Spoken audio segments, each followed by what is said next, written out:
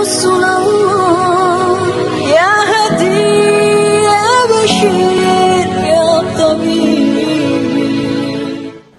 Bismillahirrahmanirrahim. Assalamualaikum warahmatullahi wabarakatuh. Hamdan syukran laka ya Allah, salatan wassalaman ala ya Habibullah. Oke, lanjut lagi dengan saya Mahmudah Iskandar. Kita akan membahas tentang khobar, muqaddam dan mubtada, muakhir dan plus naatnya ya, pada buku bahasa Arab kelas 5 halaman 83.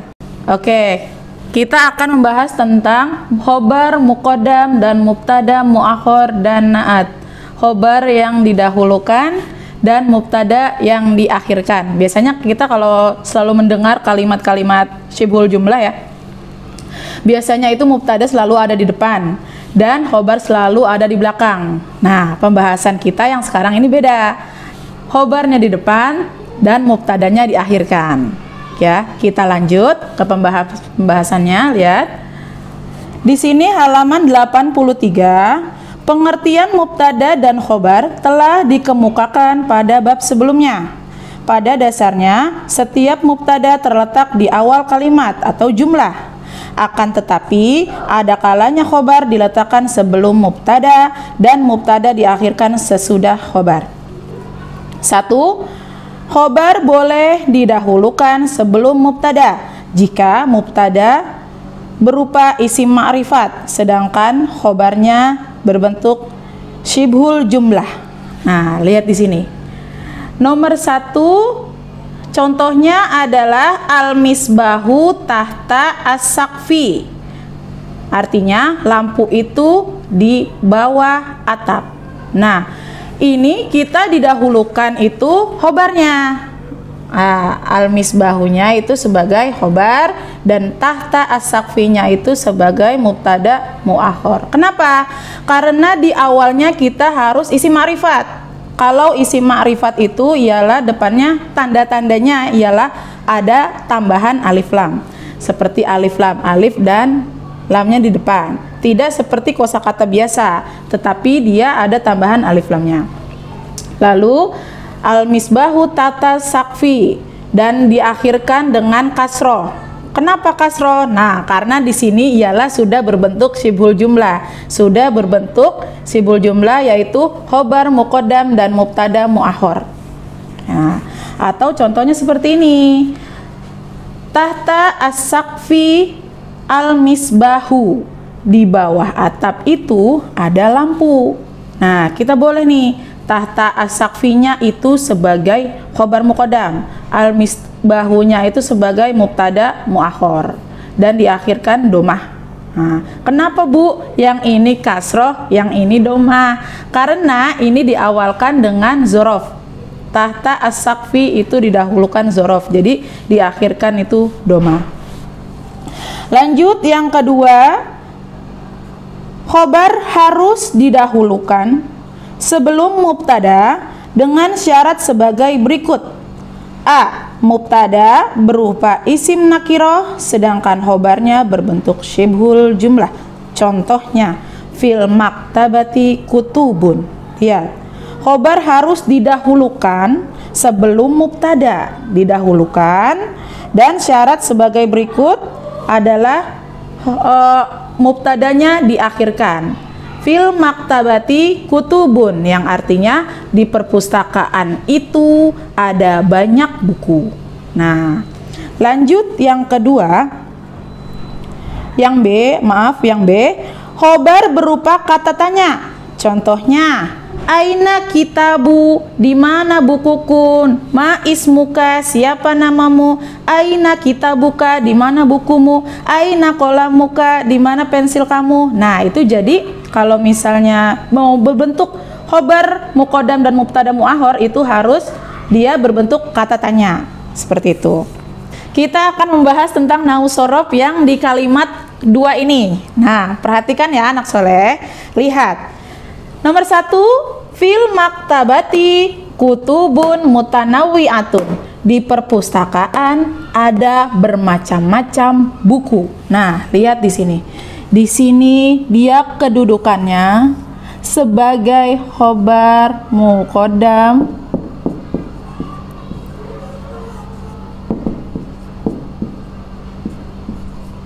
Nah, kutubunnya dia sebagai mubtada muakhor.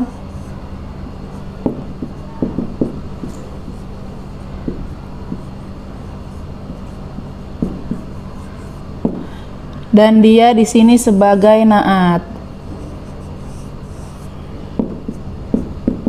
Nah, di sini adalah sudah dikedudukin. Kenapa kalau fil maktabati sebagai khobar muqaddam? Karena dia didahulukan huruf jar. Ingat, yang pembahasan selanjutnya, yang sebelumnya, ialah fil maktabati itu kan huruf jar, fi itu kan huruf jar dan diakhirkan dengan kasroh. Nah, kalau khobar itu dia juga sama seperti huruf jar tapi didahulukan, jadi dia itu sebagai khobar muqaddam. Nah, kenapa kutubunnya sebagai mubtada muakhor? Kutubun, buku-buku. Nah, buku-bukunya itu kita taruh di belakang, tidak di depan. Jadi kedudukannya itu sebagai mubtada muakhor. Lanjut, mutanawiatun sebagai naat. Kenapa ya kok naat sih mutanawiatun? Karena mutanawiatun itu sebagai naat karena dia itu yang dituju. Setiap kalimat khobar muqaddam dan mubtada muakhor selalu ada yang dituju. Nah, apa yang dituju ini? Yang dituju ini adalah naatnya. Nah, ini yang dituju sebagai naatnya itu mutanawiatun. Lanjut, nomor 2. Janibal madrasati maktabatun kabiratun. Janibal madrasati. Janibal madrasati tadi sebagai apa? Sebagai khobar muqaddam. Nah, lalu maktabatunnya sebagai mubtada muakhor.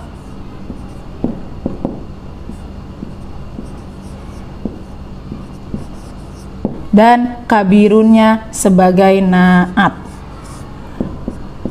Nah, tuh. Yang artinya di samping sekolah itu ada perpustakaan yang besar. Nah, janibal madrasati di samping sekolah sebagai khobar muqaddam, maktabatunnya sebagai mubtada muakhor yaitu ada perpustakaan, dan kabiratun yang ditujunya yaitu sebagai naat yang artinya besar, seperti itu. Lanjut lagi yang di bawah ada nomor 3 ya, yang kita tulis lagi nomor 3. Di situ alal maktabi kitabun ghalidun.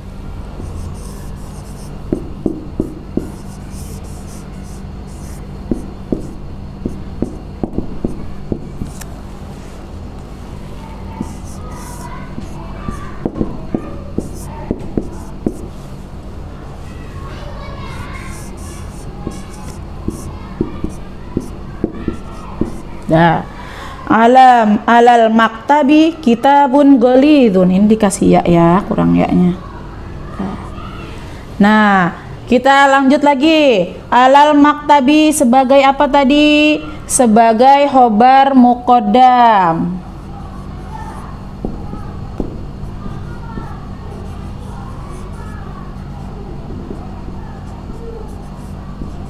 Nah, kitabunnya sebagai mubtada muakhor.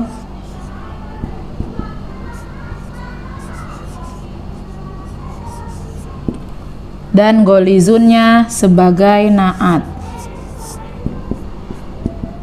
Naat. Yang artinya di atas meja itu ada buku-buku yang tebal. Nah, jadi seperti itu. Khobar muqaddam dan mubtada muakhor itu ketika kalian mau membuat kalimat khobar muqaddam dan mubtada muakhor itu ada 3. Kenapa dia itu kedudukannya harus di depan khobarnya gitu. Nih, boleh tipsnya boleh dicatat di rumah ya. Dicatat di buku tulis. Jadi tipsnya itu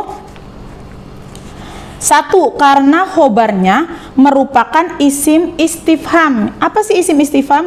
Ialah kata benda yang berfungsi untuk bertanya, istifham. Yang seperti tadi, misalnya kayak aina kitabu, kayak ma ismuka, atau aina kitabuka, atau aina unwanuka. Nah, itu yang disebabkan boleh khobar itu di depan gitu. Terus yang kedua itu karena khobarnya merupakan jar majrur.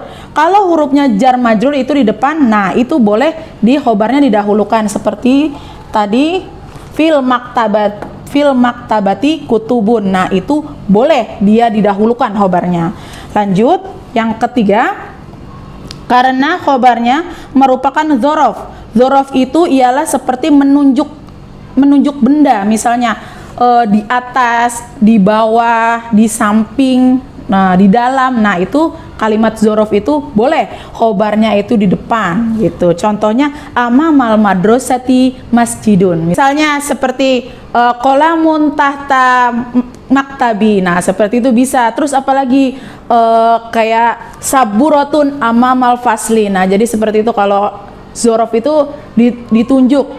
Misalnya di atas, di samping, atau di dalam, atau di belakang. Nah, itu dzorof seperti itu. Nah, terima kasih, semoga ilmu yang Ibu berikan bermanfaat buat kalian yang di rumah. Dan jika kalian ingin bertanya atau menuliskan sesuatu, silakan tulis di kolom komen saja ya. Insya Allah kita bisa membantu dan selalu memberikan bermanfaat sesama. Jangan lupa di subscribe ya, selalu dibunyikan loncengnya, dan selalu tonton video-video yang ada di Asidikia TV. Oke?